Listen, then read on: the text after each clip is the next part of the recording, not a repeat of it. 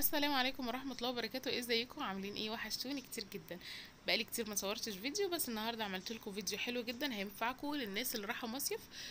تعالوا نشوف ايه اللي معانا في شنطة المصيف. بس يا ريت بقى تشجعونا وتعملوا لنا لايك وسبسكرايب للقناة وتفعيل الجرس عشان يوصل لكم كل الفيديوهات اللي احنا ناويين نعملها. طبعا شنطة المصيف دي بيكون فيها كل حاجات العناية الشخصية، السان بلوك والكريم المرطب والحاجات دي. اهم حاجة في المصيف هو السان بلوك. انا النهارده جبت نوعين من السان بلوك حلوين جدا جدا وسعرهم على قد الايد. ده اول نوع. اول نوع معانا اسمه كولاجرا. عايزه اقول لكم سعره حلو جدا، وكمان لما بتيجي تحطيه على بشرتك ما بيعرقش وبتخلي بشرتك بتمتص بسرعه. كمان لو هتحطي مكياج عليه بيبقى سهل جدا. ده تاني نوع معانا. بصوا ده بقى انا كنت جايباه ليا بصراحه، بس الدكتور قال لي ينفع كمان الاطفال.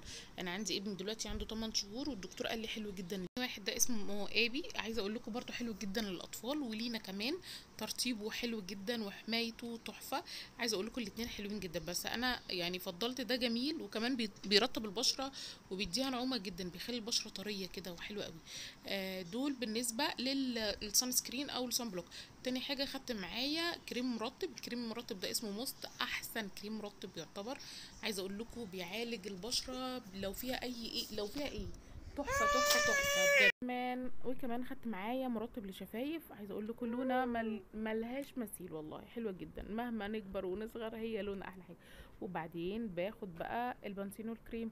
البنسينول ده برضو حلو جدا، بيعالج البشره والجميل برضو للتشققات وللاطفال لو طلعوا بشرتهم متحسسه. واهم حاجه برضو في الشنطه هي نضاره الشمس، وكمان الطاقيه او الايس كاب او الكاب بتاعنا زي ما بنقول بقى، يا اختي وهي وكمان اي توكه كده كليبس عشان تلم الشعر، دي مهمه جدا. توكه كليبس، توكه استك براحتكم. وكمان باخد بقى حاجه للصداع، بنادول، سيتال، كل الحاجات دي بتتحط في الشنطه بتنفع. انا بحب بنادول جدا، وكمان نزول البحر والشمس بتجيب صداع، فلازم بقى بنادول سيتال اللي موجود معاكم. وكمان بقى في الليله دي هنحتاج سماعه كده حلوه، اي سماعه بقى، ايربودز، سماعه زي دي، السماعه اللي انت تفضليها عشان خاطر تحطيها كده في ودنك وتنسي نفسك بقى قدام البحر. يا صلاه النبي. لو وصلتوا الفيديو لغايه هنا يا ريت تعملوا لنا بقى ايه لايك حلو كده وتكتبوا لنا كومنت.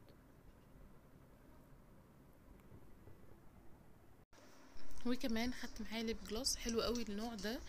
عايزه اقول لكم بيفضل فتره كبيره كده على الشفايف، وكمان يعني مش اللي هو بيدي لمعه بس، هو نوع شجلام كمان بيدي لونه حلو قوي. وكمان التنت ده تحفه. عايزه اقول لكم بيفضل ثابت على البشره آه، فتره كبيره جدا، وبيفضل حلو وبيدي درجه اكنه طبيعي. يعني عارفه انت الحمار اللي بيدي طبيعي ده.